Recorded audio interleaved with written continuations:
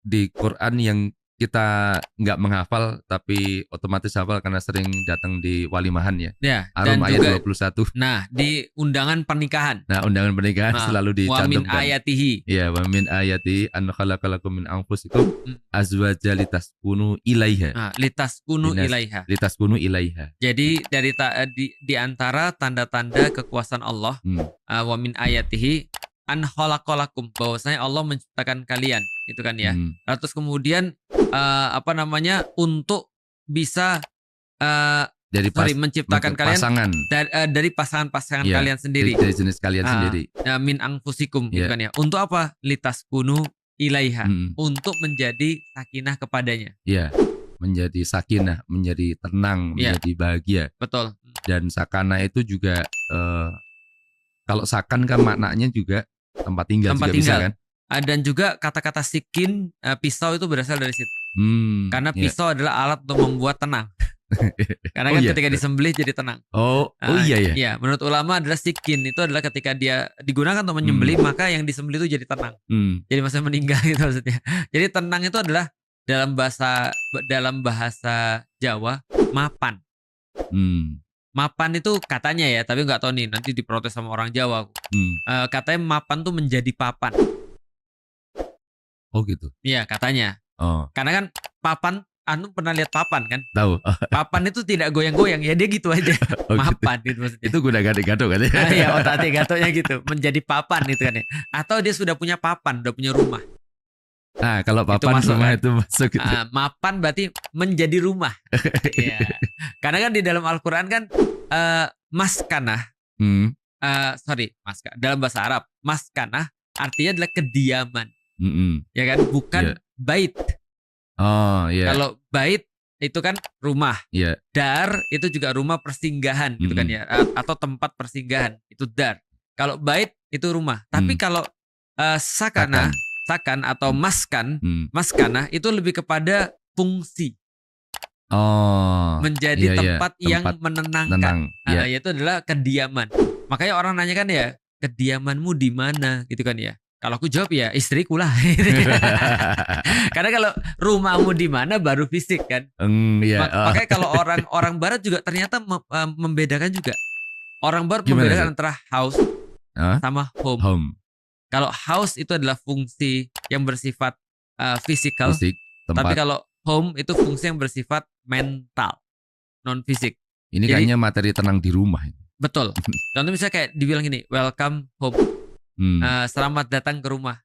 Nah itu kalau misalnya nggak ada istrinya, nggak ada anaknya, itu kan nggak ada yang bilang welcome home.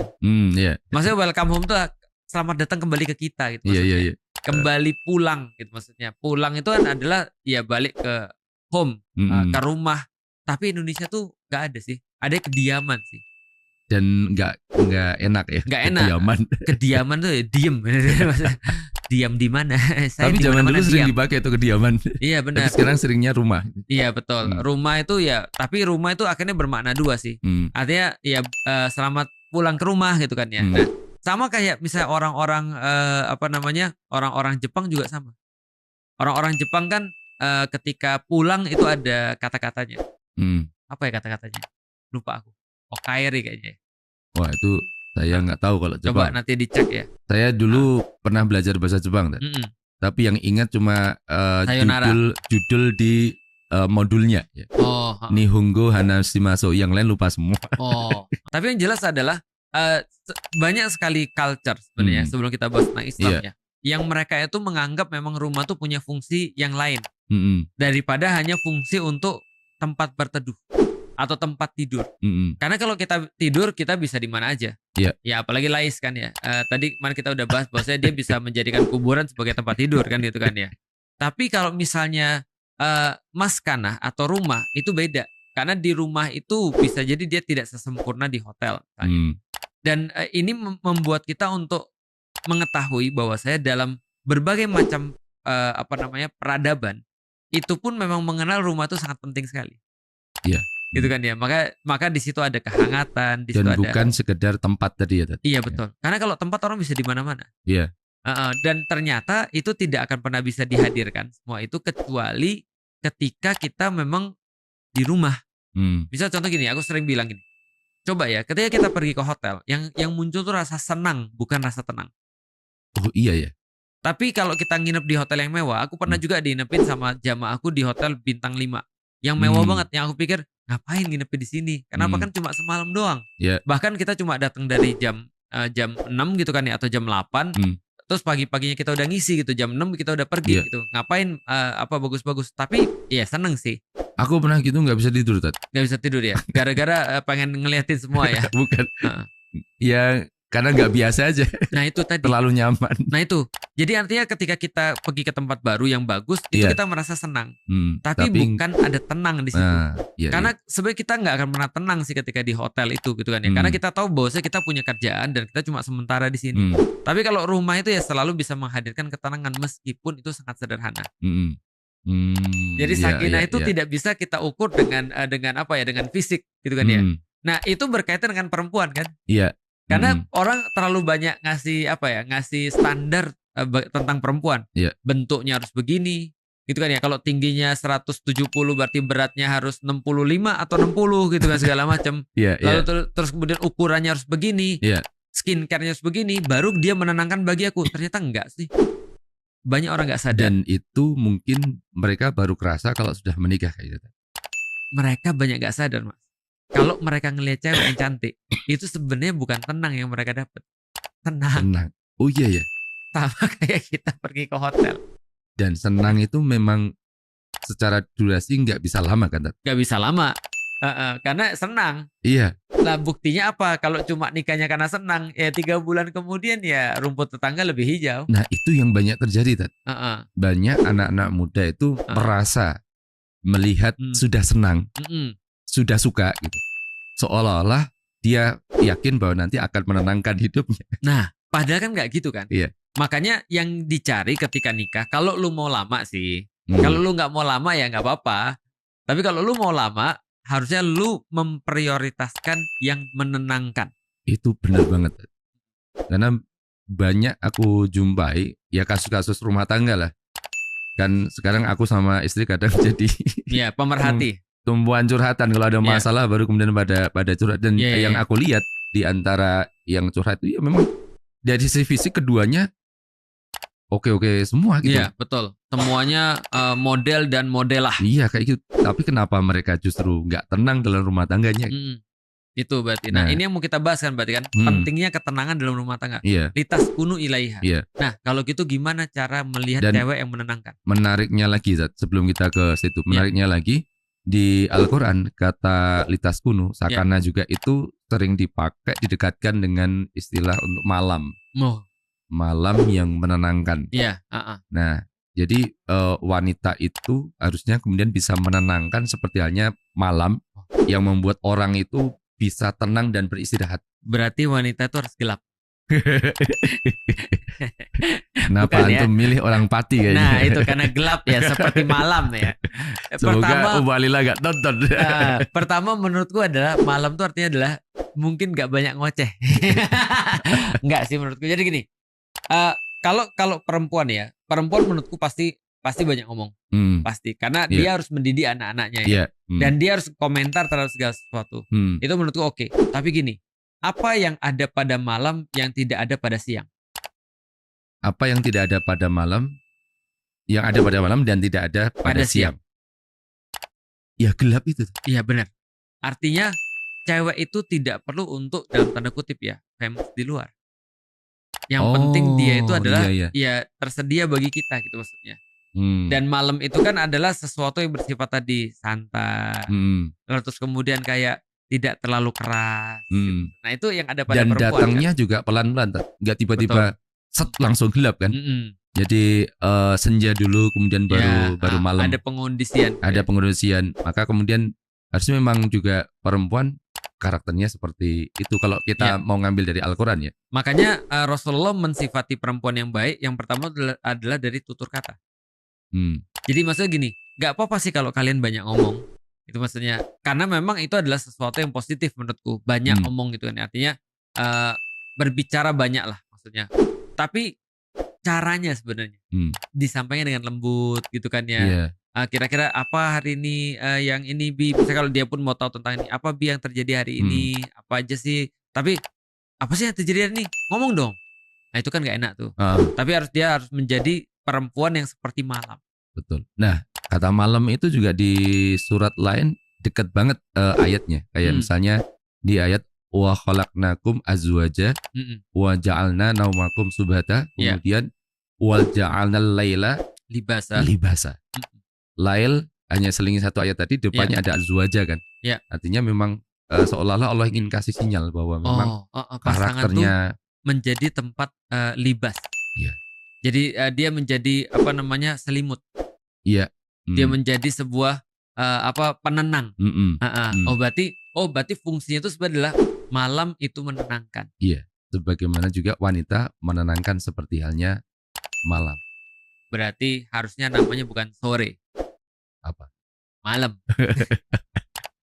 Makanya kalau Laila pasti nama perempuan.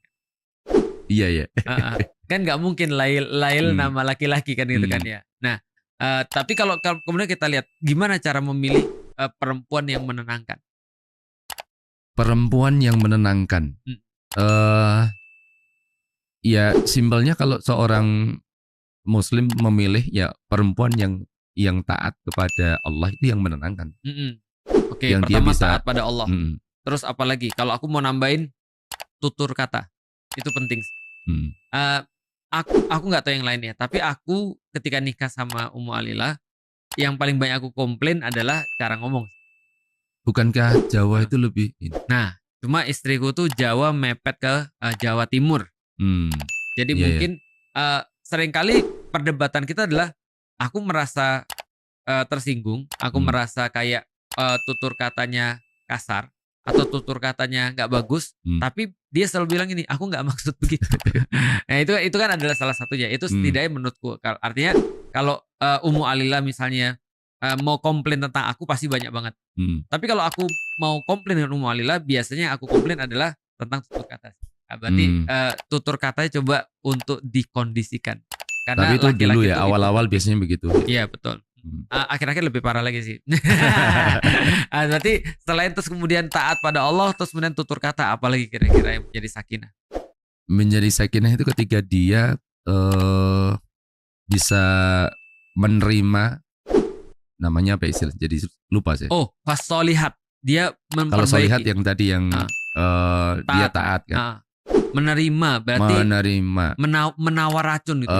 Bukan, mirip tawadu apa tadi? Tawadu, mirip bukan tawadu. Apa ya? Mirip Qanaah. Tawadu sama qanaah. Penerimaan. Merasa cukup. Qanaah. Iya. Oke, itu yang qanaah. Sifatnya tuh gimana kira-kira kalau qanaah? Qanaah itu ya menerima apa yang Allah berikan. Oh ya. Dengan penuh rasa syukur. Jadi gini, salah satu syarat, bukan syarat ya, salah satu pembawa kebahagiaan. Kalau aku nggak salah, Rasulullah bersabda adalah qanaah. Itu adalah menerima apapun yang Allah berikan kepada dia, karena dia tahu siapa yang memberikan, bukan apa pemberian. Itu adalah qanaah. Berarti itu yang wajib perempuan tuh punya. Jadi ketika misalnya contoh suaminya bawa rezeki nih, dia dapetin itu bukan hanya ngelihat ini adalah rezekinya, tapi dia tahu bahwa siapa yang ngasih rezeki ini pada suaminya dan kepada dia. Nah, itu qanaah berarti ya. Iya, betul. Apalagi selain qanaah yang keempat? Kalau menurut antum apa? Aku ya. Perempuan yang menenangkan itu kalau dia bisa untuk semacam kayak gini. Dia tahu suaminya itu punya apa, lalu dia bisa nyediain apa. Itu contoh ya. Kalau aku contohin di hidupku aja ya. Aku punya purpose dakwah. Maka yang aku minta daripada dia adalah percaya aku dan dukung aku dalam dakwah. 2 itu aja. Nah itu yang maksud itu adalah suamiku, kamu tuh mau kemana? Aku bisa berfungsi apa untuk kamu? Nah itu dalam hadis yang sama. Pertama adalah yang baik tutur katanya, kata Rasulullah. Yang kedua adalah yang bermanfaat banyak buat suaminya. Berarti mendukung visinya suami gitu. Betul. Dalam hal aku cuma perlu dukungannya seperti apa? Seperti ya dia percaya sama aku. Ketika aku keluar dia nggak tanya. Ketika aku pulang dia menerima aku dengan percaya gitu maksudnya. Yang kedua adalah dukung aku dalam dakwah. Ketika dia punya apa, dia berusaha untuk mendukung aku di dalam dakwahku itu. Nah menurutku itu udah cukup banget sih. Iya, kayaknya tadi yang kita sebutin tadi udah cukup membuat seorang suami tenang ya. Dan itu kalau kita rangkum kan sebenarnya lanjutan dari ayat tadi. Iya. Fasoliha. Itu dalam ayat yang lain. Fasolihatu qonitatun hafidotun lil ghaib. Betul. Jadi artinya ini adalah yang dijadikan pada ini, perempuan. An-Nisa ya, 34. Kalau ini ditaskunu ilaiha wa ja'ala bainakum mawaddata warahmah. Setelah terus kemudian ada sakinah, maka dia bisa memberikan di dalam rumah tangga itu mawaddah, rasa cinta yang bersifat fisik. Dan kemudian rahmah, yaitu adalah kasih dan sayang. Pertanyaannya adalah, problemnya ada orang yang mengharapkan ada rahmah dan ada mawaddah di rumahnya, tapi dia tidak mau menghadirkan kesakinahan bagi perempuan. Karena kan kesakinahan bagi perempuan nggak berdiri sendiri kan? Betul. Kalau tadi kita bilang bahwa perempuan atau istri itu membuat suami tenang sebagaimana malam membuat suami tenang. Cuma kadang-kadang sang suami tidak membuat pasangannya tenang. Tenang? Iya. Berarti yang harus menenangkan kita dulu dong? Ya, kita harusnya juga mengkondisikan atau menjadi support system agar si istri kita ini bisa tenang juga. Bagus banget. Di surat Yusuf aku baru ingat. Aku melihat matahari dan bulan dan melihat 11 planet-planet semuanya bersujud kepadaku. Berarti tafsirannya kan sudah jelas. Matahari itu bapaknya. Rembulan itu adalah ibunya. Berarti siang hari adalah laki-laki, malam hari adalah perempuan. Nyambung juga. Kemudian berarti supaya rembulan itu bisa untuk menerangi malam, membungkus malam, menjadi libas, menjadi tempat tidur dan segala macam. Itu berarti harus ada siangnya. Dan cahaya bulan kan juga dari matahari. Sama halnya ketika seorang istri itu kita berharap menenangkan hatinya suami ketika capek pulang kerja kemudian sampai rumah itu bukan tambah pusing tapi bisa lebih tenang, maka kita juga harus buat sang istri tadi tenang. Nah, berarti balik lagi tugas kita dong. Iya, betul. Jadi sebenarnya sederhana sih. Wanita gimana itu caranya? Bisa tenang itu ketika sang dikasih suami duit tadi mencukupi kebutuhan dia. Tapi sebenarnya lebih pada bagaimana sang suami itu dia berkomitmen untuk tanggung jawab dan berusaha. Itu lebih membuat sang istri tenang, bukan sekedar hitungan hasilnya. Angka ya. Betul. Bukan hasilnya gitu. Karena ada yang secara hasil besar tapi juga tidak membuat istrinya tenang. Aku sepakat. Jadi gini, kalau memenuhi keperluan istri itu menurutku adalah yang paling pertama ya, sebagai orang yang berpengalaman sudah puluhan tahun dalam pernikahan ya. Menurutku ya, entah kalau salah atau enggak, yang pertama adalah komunikasi. Menurutku itu sih. Iya. Komunikasi. Dan di dalam komunikasi, sorry. Sebelum komunikasi, itu tujuan pernikahan. Jadi suaminya itu perlu untuk ngasih tahu dia, ini kenapa kita nikah. Kenapa nikah, visinya harus jelas. Visinya jelas. Yang kedua baru komunikasi. Karena banyak juga orang-orang yang ketika dia punya visi jelas tapi tidak bisa mengomunikasikan kepada istrinya. Dan menurutku ada banyak sekali masalah yang terjadi ketika orang-orang itu sudah tidak bisa berkomunikasi. Karena cewek itu ya, dia bisa untuk dikasih sesedikit apapun misalnya dalam hal misalnya nafkah, asal komunikasinya benar. Konteksnya dikomunikasi. Gitu. Tapi kalau misalnya ya dia dapat duit banyak tapi nggak dikomunikasikan dengan baik, itu nggak akan cukup seperti kata antum tadi. Contoh misalnya ya kayak gini, dia tahu suami CEO misalnya, ngasih dia bisa satu hari bisa 10 juta misalnya. Ya bagi dia biasa aja kalau nggak ada komunikasinya. Tapi bagi orang-orang ya yang punya kayak aku dulu ya, zaman dulu aku ngasih istriku tuh nggak jelas tuh. Kadang-kadang sebulan aku kasih cuma 600.000. Kadang-kadang sebulan cuma kasih 1 juta, tergantung aku dapat berapa. Tapi karena aku bisa mengomunikasikan dengan baik, maka tidak terjadi masalah besar. Malah jadi cerita kita sekarang kan. Artinya ya gimana dengan duit segini kita bisa manfaatin. Yang penting komitmennya kita sudah tahu, kita ini hidup untuk apa sih. Dan karena kita tahu tujuan ini gak bakal ku geser. Ingat, kamu nikahin aku bukan karena akunya, tapi karena ininya. Karena tujuan ini. Karena kamu tahu bahwa aku komitmen dalam dakwah. karena kamu tahu aku komitmen di dalam Islam. Ini nggak mungkin ku tinggalin nih. Berarti kamu nikahin aku kan karena ini. Nah, untuk mencapai ini, aku harus cari makan kan gitu. Iya, betul. Nah, intinya sih seperti itu. Artinya nggak apa-apa ini makannya berubah, nggak apa-apa. Yang penting ini nggak berubah. Karena aku menikahi kamu bukan untuk dicari makan. Karena sebelum aku nikah sama kamu, aku sudah makan. Tapi sebelum aku nikah sama kamu, aku mungkin belum dapat isi dakwah ini gitu maksudnya, atau belum bisa sebesar ini. Nah, itu sih menurutku bagus. Pertama, tujuan. Kedua, ngobrol. Betul. Ini penting banget loh. Karena menurutku ya, parahnya termasuk para pengemban dakwah, itu nggak ngajak ngobrol sama istrinya. Ngobrolnya yang penting-penting, Tat. Nah, kamu ngobrol sama orang lain, tapi kenapa kamu nggak ngobrol sama istrimu? Kamu sebelum kontak ke orang lain, kontak istrimu dulu. Gitu maksudnya. Ajak ngobrol supaya dia tuh tidak jadi beban gitu maksudnya. Supaya dia tuh bisa untuk terus kemudian ngasih sakinah juga ke keluargamu. Gitu kan sebenarnya maksudnya kan. Nah, artinya kalau menurutku ya, secara pribadi, ketika kita sudah punya tujuan dan ketika kita sudah punya cara untuk menghandle emosional itu, maka sakinah itu pasti akan terjadi. Sebaliknya, kalau lu komplain terhadap istri lu, better lu mikir. Sebenarnya kita sudah ngasih mereka sakinah belum? Sehingga mereka tuh bisa ngasih sakinah ke kita juga. Betul.